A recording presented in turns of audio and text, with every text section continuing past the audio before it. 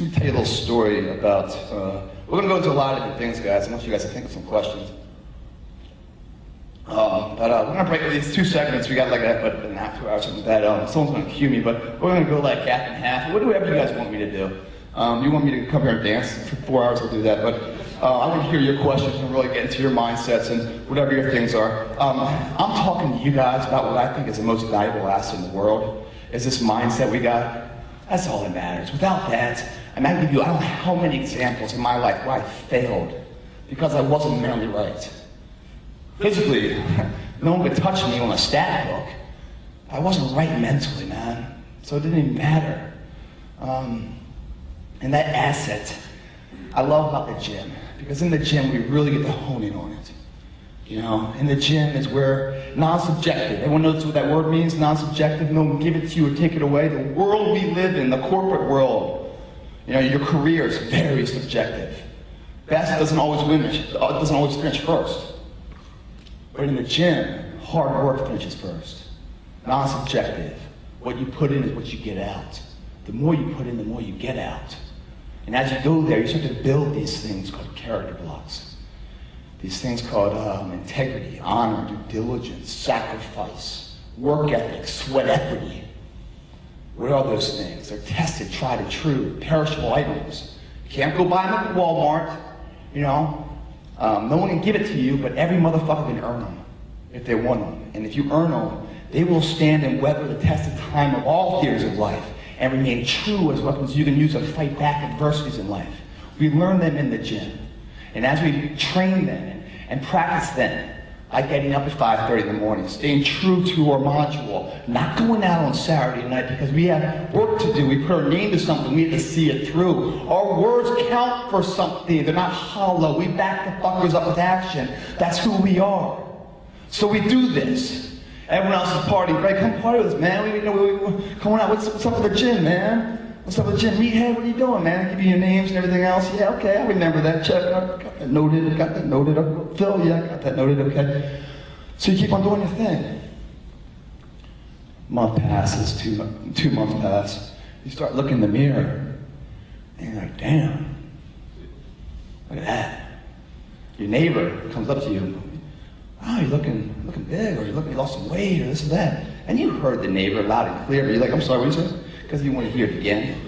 You know? And all of a sudden, just like when I was a kid, the hard work is paying off. You're building something. And then later, all your friends are like, hey, Greg, teach us what you're doing. Or the 360 that is. And you look in the mirror, you're like, that's right, motherfucker, that's who it is, right there, look at that. Just transform my body from A to B, but what we really transform in this non-subjective gym is our mindset, our confidence, our ability that if we try and true any of these theories and anything outside of the gym and all theories of life, the subjective world, we will find success in that too. Because success is a blueprint that you can create over any opportunity of any theater and runs true. It holds weight in corporate world, from now on the CEO, in relationships. To find somebody, meet somebody, respect them, love them, to grow into a family, to be the father to your kids or the mother to your kids. You know, and be a role model to your community. All that stuff is the same thing we learn in the gym. And it builds this mindset. And that's what I love to talk about. I love to talk about the fear, what depression really is. All of them are both very, very positive. That's my biggest asset at the gym, guys. That's why I go. Some people go to the couch. The shrink. They sit on that black couch, cross their hands, and kumbaya, and some stranger, and got a box of Kleenex, and they cry a few out and stuff. You know, I go to the gym, I sweat it out. You know, that's my therapy. I've never gone to the gym to improve my physique. I've gone to the gym to pull the drain on a very full sink of stress. Let it drain out. Gather my thoughts. Because it's weird, you come back from work and you're totally exhausted. You know, you got no energy, the boss is on your ass, the wife's on your ass, and everything else. You know, the last thing you want to do is go to the gym and work out, right? You don't have any energy. But for some reason you do. Let's say 2 scenarios. One time you don't, the other time you do, okay? So you come home, all of these problems, and you're like, dude, I'm too beat, I'm just going to sit on the couch and just watch a reality show. You know, the Real Housewives of Fuck You USA. And that makes you feel good because you're like, wow, my life isn't that bad. You know, that's all that is. And that's a bad litmus test. It's very easy to look down and say, well, it could be worse. But you know what? It could be better. Why are we holding ourselves so shallow? You know, I don't understand that. So we sit there on that couch, and after the hour and a half of the crappy reality show, by the way, I'm filming a reality show right now, so it comes out in February, and it's a very good reality show. With a little bit of crap sprinkled over top. Maybe a lot. Anyway, so you watch the show, right? And at the end of it, you're still tired. You're still the same problems, same issues. You feel a little more pathetic. Maybe you ate like a thing of Ben & Jerry's ice cream while you watch this. You know, you just feel like, ugh. Right? The other scenario, you get off and go to the gym for an hour. You defy Newton's third law, which is that energy is never lost or transferred. You just expelled energy, but somehow you gained energy. It's bizarre. All these problems in your head with the boss, the reports, the spreadsheet you have to do, the kids' school grades, everything else, you're thinking about them as you're lifting. You know, and your mind's positive and charged. So you're thinking about your son, Colin, you know, he's hurt right there. And you lift and you start thinking about when you were in school, what you did, how your dad helped you. Oh, hey, I got a solution. I hope I can't wait to tell Colin about that. When I get home, I'm feeling good. I'm just going to grab my wife and just give her a kiss and say, you know what, better days are coming, but I got your back. You know, I'm going to call my boss tomorrow morning, you know, and just fucking shove up his ass. I don't know what I'm going to do, but I'm going to do whatever it is. But right now, I'm finding solutions to the problems. And I went to the gym, and my body's better in shape. And, you know, God, it's just a way of success. Or I could have thrown in the towel. Laid on the couch, man, I deserve to, man. It's been a long day, everything's wrong. That's depression, man. That's negative cancer. It can't heal itself. It's going to come every day. And when I say you're on the right path and things start happening wrong, those days are going to get multiplied all over the place. And you're like, man, I'm doing everything right, I'm sacrificing, and look how much crap happened to me, man. The world's not fair. It's never supposed to be fair. All that crap that's coming down on you is supposed to be that way, because you're about to knock on the door of legacy. It's in your grasp. Every single hero you guys have. At one day, he was crying, ready to throw in the towel. Somebody, you know, helped him. Somebody supported him. I've been down and out, I don't know how many times. I thank God. Either someone helped me, or something happened, so I grabbed the intestinal fortitude and stood back up that day. Because that's given me the strength to achieve things. And each achievement, I learn more about myself. I strengthen myself. Because guess what? The greatest test is yet to come. I believe that. I'm training, remastering it, because I want that opportunity to explode into a celebration. I don't want to think, oh my God, is it ever going to come back again? All that shit is fucking stupid. It's built me somewhere. I'm trying to get somewhere else. Because when we run out of the challenge of life, then we just ran out of the will of life. If we're not challenged every single day, guys, we fall into a very sedative state. You know, life becomes very comfortable. And some people like that. Some people are like, man, I work hard so I can retire. I'm going to work hard, make my money, so then I get my beard cut and just, you know, watch movies all day. Ooh, what successful person do you know kicks ass and then one day just turns the lights off? No one does that. Because the thing about success and hard work, it pays off for the greatest high. Like I said before, some shoot it, some snort it, I sweat for it, I work for it basically. Greatest payoff. And once you start to taste that, once you understand that in the non-subjective part of the gym, we train these assets that make a difference in our body, also make a difference in our lives. Once we start to learn this stuff, then all of a sudden we have this invincibility that we can use it to manipulate any situation, a problem, to our advantage. We're never stuck. There's no ball and chain on us. We are running our own show. The day is not running us. We're running that motherfucker. We're in charge. You want to pick it up? No problem. You can just pump it into fifth gear. Keep going. We have the ability to do that. You can't buy that, guys. You've got to fail over and over again to find that. You got to get knocked on your ass and get back up to find that. You've got to lose everything that you value to have a clean canvas to find that. You guys are, you know, your assets might be that, you know, you're popular and everything, right? Can't lose that, man. I gotta go with the popularity brain, you know? Because this is good to lose. What I have, I can't lose. If you can't lose it, you can't grow from it. That's a ball and chain. You gotta set your own trends. Trendsetter. You're not following the damn things. All that stuff is just, it's a drug that, man, I'll make billions if I know how to bottle it. But it comes at a high cost. It's such a valuable cost. You guys are good at gym. Everybody is in shape. I know that you guys are, you know, what's that hour worth to you?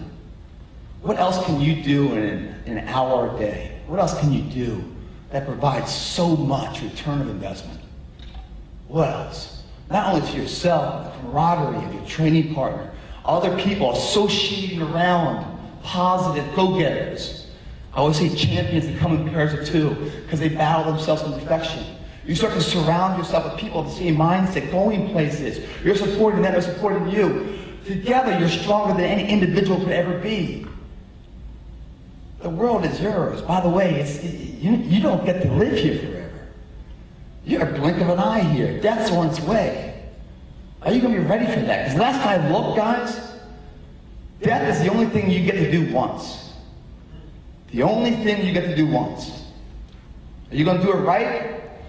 You're going to live your life just trying to preserve life, preserve the inevitable, play it safe, while alive, but who's going to live it? There's a kid, man. I'll tell you guys, so somebody can cut me off or whenever you want to, but let me tell you what's really, you know, when you're having a tough day, and you're like, man, how do I go on, man? Where's my drive? Where's my motivation, man? I challenge you to go to that cancer wing, man, your local hospital. See that kid, you know, terminal brain cancer? The one I saw, this was when I was in New York. He loved that old school game, Atari. Yeah, it's like a little triangle, and it's real old. I mean, it's like, you know, I don't know. I mean, I could probably invent this, you know, the game, you know, but Call of Duty, I mean, that's like a whole 3D epic center, but this is just a little like, and you hit these little things that fall, I mean, whatever. This kid was good at it, too. Anyway, so I went there, we played it, and, you know, we had some time and stuff, I got to know the guy, and, yeah, I'm competitive. I don't give a shit if the guy got cancer or not, I'm gonna beat him. Because I'm not doing him any justice if I sugarcoat it, you know? I'm not trying to be a dick, man. But, you know, if you're going to beat me, you're going to earn that shit, and it's really valuable. So, you know, I'm going to kick this kid's ass, you know. I let him win a little bit, but then I'm going to come back. I couldn't. The guy was better than me. I had to go to like 8 stores, like antique stores, to find this game, so I could go home and practice it. So I wanted to come back in a vengeance, you know. So I did. I went and found the damn game. I put it up. I got the 70-inch screen. You know, I can really see it all, man. I got the unfair advantage. So anyway, I go there. I start training with him again. I say training, but that's what it was, man. It's a competition. The kid's sitting there alone. You know, the priest is coming there, giving him his last rites. I'm sitting there trying to feed him. What an asshole. So I went there and you know, we're talking, and at 11 o'clock they kick you out, you know, because visiting hours are done and they have to get their sleep and stuff. And I'm like, all right, bro, I'll see you tomorrow. By the way, I picked up the game. Yeah, so when you lights out, can't play, I'm gonna be playing. I'm gonna be training. I'm gonna be getting ahead. And I'm gonna come back tomorrow and kick your ass. And he's like, no, I'm gonna be playing tonight too. I go, no, you're not allowed to. He goes, yeah, I play every night at nighttime. I go, that's bullshit. I grab the nurse, I go, he's playing at nighttime. He's playing, I thought lights out. No, you're gonna have to take the system away. The kid's cheating in here.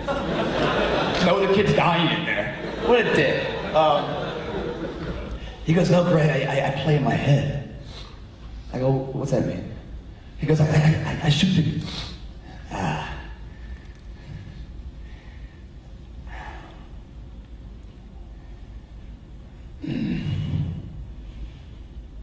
He goes, I shoot the cancer in my head, nighttime. And man, fucking floored me.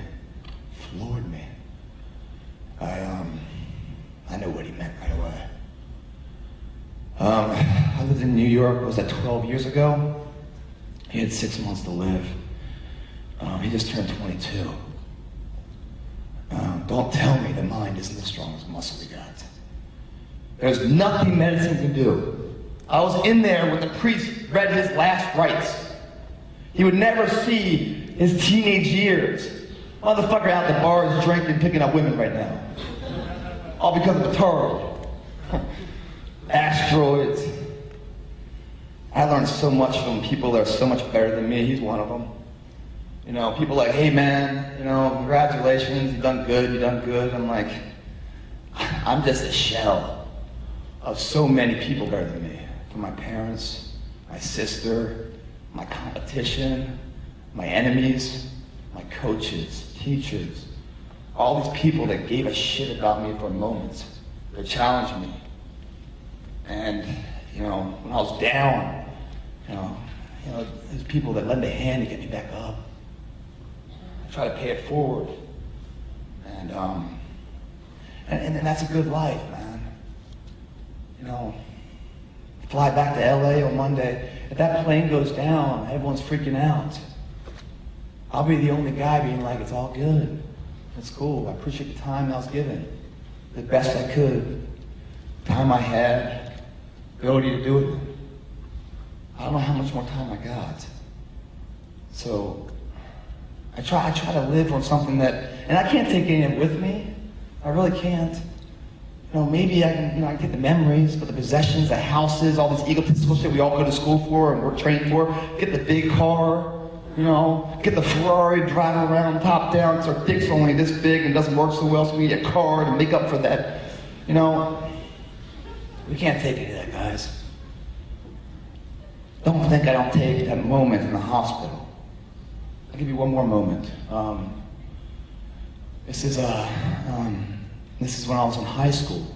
So to graduate high school, we had to do community service. We had to do 20 hours community service before we graduate. It's part of the program of giving back, and school thought we learned something. But anyway, I didn't do it yet, and at the time I was playing 3 sports. I didn't have the time to go give community stuff back, and I didn't know what that was. Anyway, so coming up from spring break, the teachers forced me to stay away, stay home for spring break. I wanted to go to Cancun and live it up, man. All my buddies were going there. I was forced to stay home, and I had to go to St. Joseph Medical Hospital and be a counselor for the sports camp for all the handicapped children. And I'm like, well, this is sports, man. I guess I'll just make the most of it. 8 in the morning, I'm supposed to be there at 8 o'clock. I'm in the car, it's raining, I'm trying to get there. I pull in, I'm running late. What do I do? I park in the handicap spot. Fuck it, right? Running late. Park in the handicap spot. Get out, go in there, and they pair us up. So they line up all the retards, in my mind what they were, all these retards on one side of the gymnasium, and then all the counselors. And they're like, you're going to pair up with them for the week. And I'm looking at them all, I'm like, all right, that one's missing legs and stuff. Hope I don't get that guy. That one's in the wheelchair. Now that one's got like oxygen. That's gonna be a pain. This guy looks pretty fucking normal. Hey, I'll take my man right here. And so I got paired with him. His name was Cody. Cool guy. Little guy. But he was 11 years old at the time. He had MS. I didn't know what that really meant. And he had a really severe case of it. So severe that most likely he would never live to his teenage years. I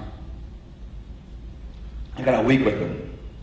So I'm playing ball with him in basketball, all these sports, and we go swimming, and he's really scared of swimming. It really freaks him out, the swimming thing. I mean, he's holding on to me, and he's crying and everything else. It's huge fear. I don't know what it was about him. At a young age for me, too, to see a child like latch onto you for help. For some reason, it just changed something in me. And so I started really give a shit. So I just cared about myself.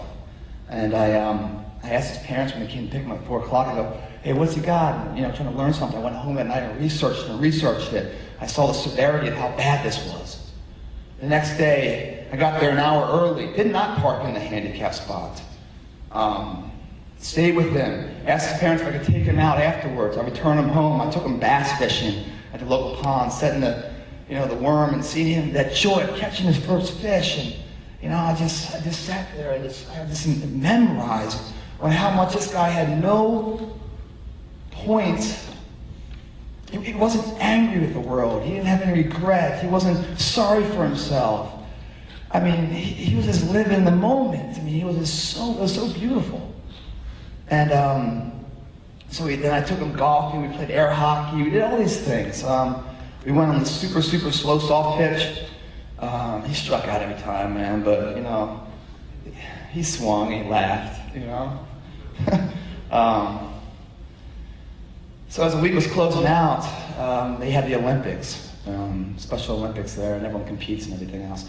And Cody and I, we were doing a lot of work and stuff on in the pool and whatnot. And he started to kind of get a little comfortable. He wasn't quite there yet. And I remember the last day, sure enough, kind of like deja vu, day one, I'm running late. And I got to be there because the swimming thing's like the first event. And I'm just feeling terrible. I'm running late, And I pull in, and there's a handicap spot. Can't park it, man. Go around the back, find a spot, run it in, and as I get there, he's already in the water. I wasn't there for him. He's already swimming, but he's swimming on his own. And he hits the wall, and he comes back around. I mean, dead last, but he's swimming. And he hits the wall and returns, and I'm right there, and I was so excited. I remember just jumping in and holding him, and I'm like, my God, man, you can do anything. Just a week ago, you couldn't do this, and look how far you've come. You can do anything you want in your life. What do you want to be when you get older? He goes, I want to be you. Fucking man. I go, you're so much better than me, man. Don't be an asshole like I am. I learned more from that kid in that week than I could ever imagine. He lived a life in his time that I saw that most don't live in decades. Shortly after that, I graduated, went to West Point, military academy, and it's really strenuous, You got basically 50 hours of work to do in a 24-hour period, and sleeping is not even part of that. I remember I was stressed out, and I was like, I got all this work to do, and I had to study for these tests, and I got some mail, and so I took a break from the study and everything else, and I opened up some mail, and one came from Cody's parents. I opened it up, and there was a picture of him, and I turned it over, and it had his birth date, and then, when he died. Nice letter on how much he enjoyed our relationship and our friendship. I took a moment there, I recapped it, put the letter down, and then I got to work studying. I started studying, man. I started saying, I'm tired of feeling sorry for myself, man. This guy here, my hero, let me live his life forward. Let me burn the midnight oil right now so I never stay awake in the midnight hours wondering what could have been. These are my heroes, man. This is what I learned from. And I try to apply it with things I've been doing and stuff in different theaters. I'm no asset. I don't have any special skills. There's people in here a lot better than me, in all theaters probably. I think one of my abilities is that I'm a fear chaser. I like to discover my fears. And once I discover them, I try to beat them. Because they're really small, they're self-imposed. You create them, you can destroy them. They're intangibles. They're parasites, feeding off you, the host. They can't live on their own. You have to give birth to them. When I find these fears, look at most people's lives, what they do is that a fear will be right here, and this is where they want to go. Because that fear's there, they'll start to turn themselves this way. And next thing you know, their life, instead of going this way to success, it goes to that.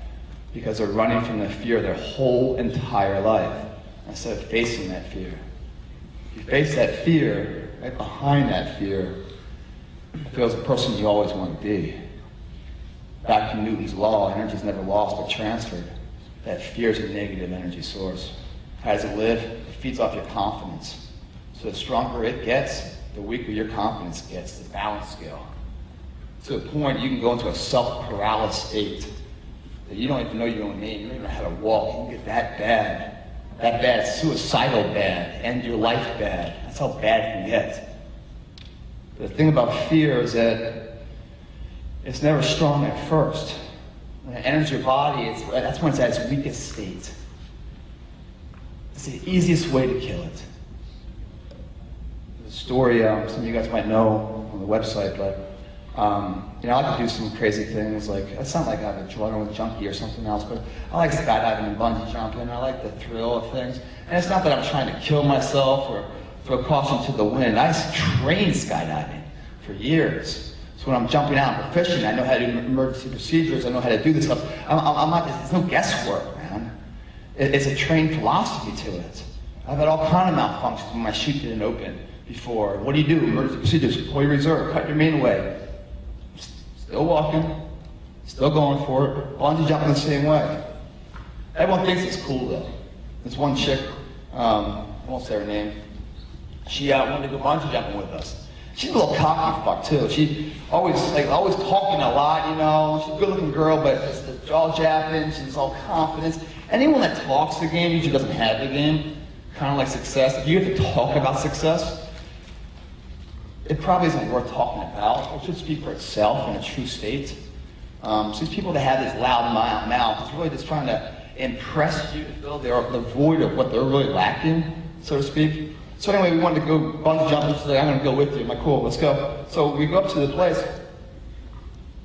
About a 5-mile hike up to this bridge, and the bridge overlooks a ravine with this big rock, about 200 feet drop. And that boulder, the big, it's looking back at you. She's like, come on down. And the whole way up, she's just talking, oh yeah, I'm gonna kill it, I'm gonna do this, I'm gonna do a backflip off it, yeah, maybe I'll just jump like this, and maybe I'll jump like this, and yeah, I can't wait to do this. And I'm like, yeah, cool, all right. I'm like, maybe this girl's just got a bigger set of nuts than I do, I don't know, but the first time I went off, I was like, wait a second here. Whew. Yep, that's air, nothing to hold on to. I was a little worried, but she was just like, I can't wait to throw myself off.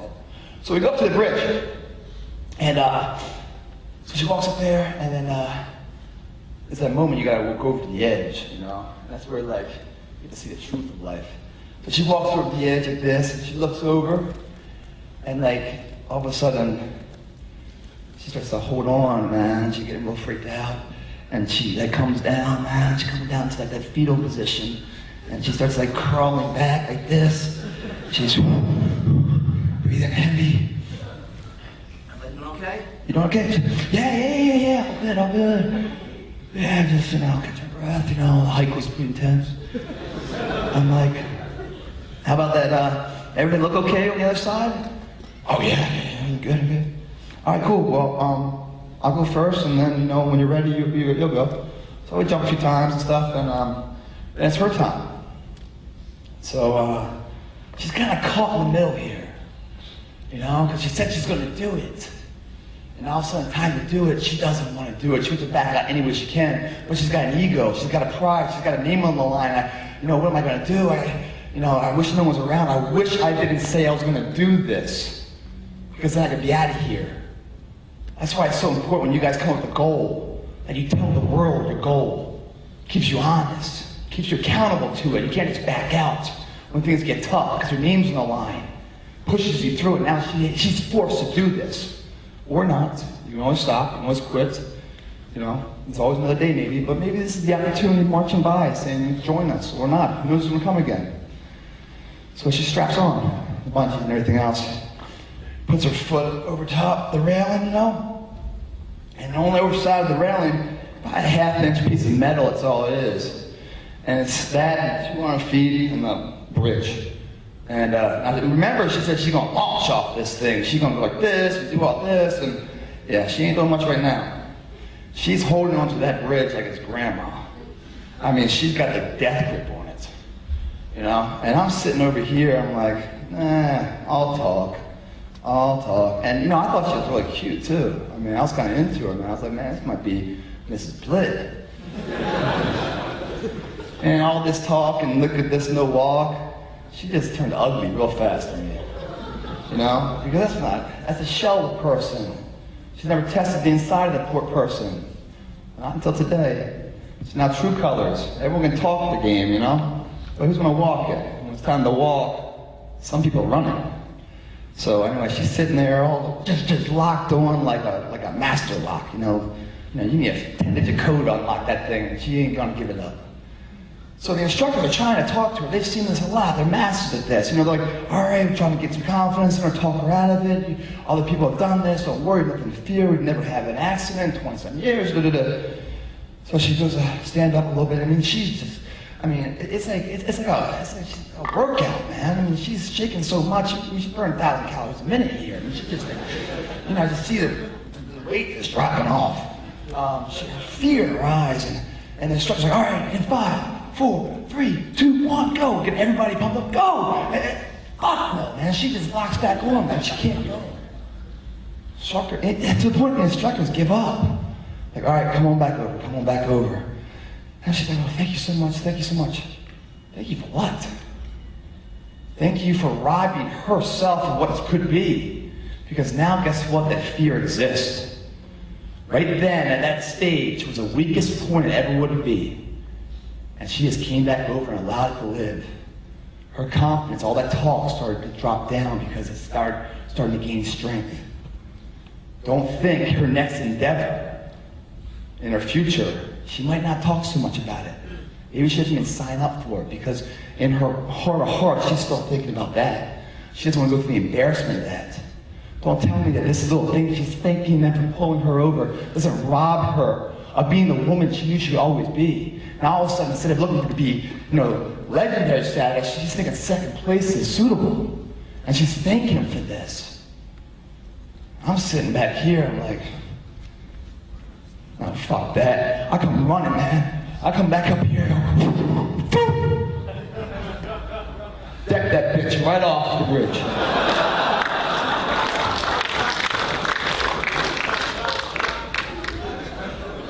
She goes back, and one of the most horrific, screeching, scary noises I've ever heard. To the point, like, I'm thinking, oh shit, I did the wrong thing. Like Warner Brothers, Hollywood movies, they do a scare tactic. They should have recorded this. They wouldn't even need a video to play that in a dark theater. People would run. It was that scary. I mean, it's like the devil's coming outside of her, and she's coming down. It's like, she comes down, says, hi, Rock, how you doing? Doesn't touch it, comes back up, singing a different tune. Joy, like a kid on Christmas or something. Like she just got kissed the first time, holding her newborn baby. Just like, yeah, life is alive. Transfer of energy, fear just died. What came back? When the energy's gone, what comes back? More confidence in the individual. She is just like, you think she talked a lot on the way up?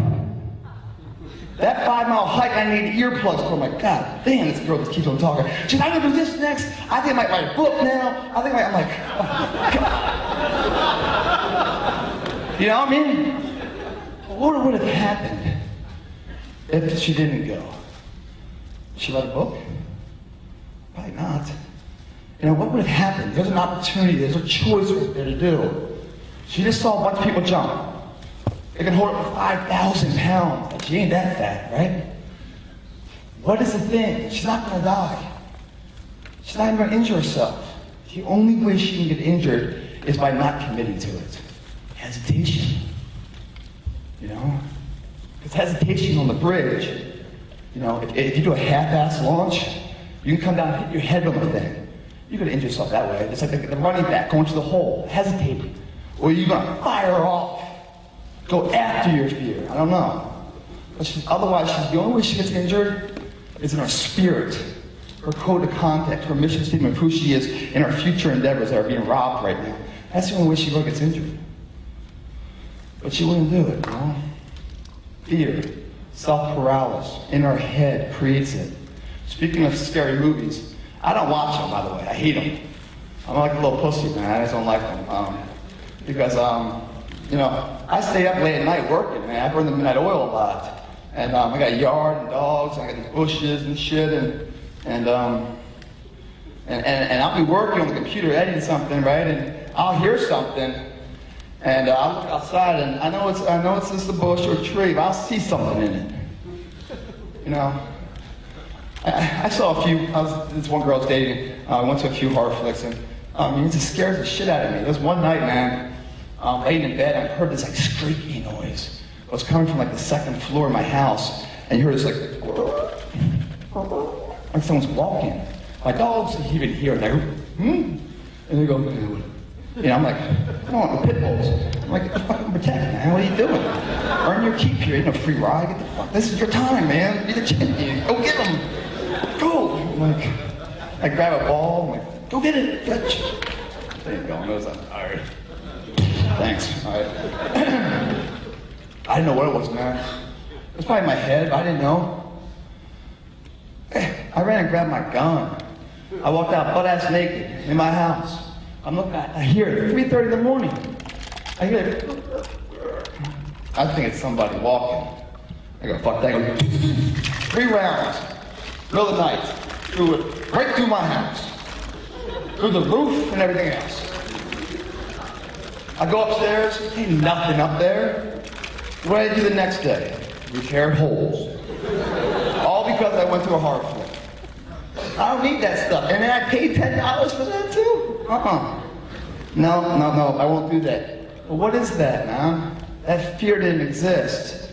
I work outside all the time, middle of the night. I like doing woodworking, right by the bushes. No problem. If I look at the bushes, I'm looking at maybe I need a water them, I'm not seeing Godzilla in there. But all of a sudden, I watch that horror flick. What happens is the mindset is so strong, it creates an enemy in the bushes. That's how strong it is. And when you can control it in the non-subjective nature of the gym, that strength is also a positive high. You can control that too. When I say that the universe unconditionally accepts this as truth, who gives a shit? How do you see it? That's stronger than anything else. That's that phone call that comes in that gives you the power. How fast it can change. Her jumping off the bridge and horror, the devil's coming out, they're coming back up and saying, fuck yeah, living life. Perceptions, guys.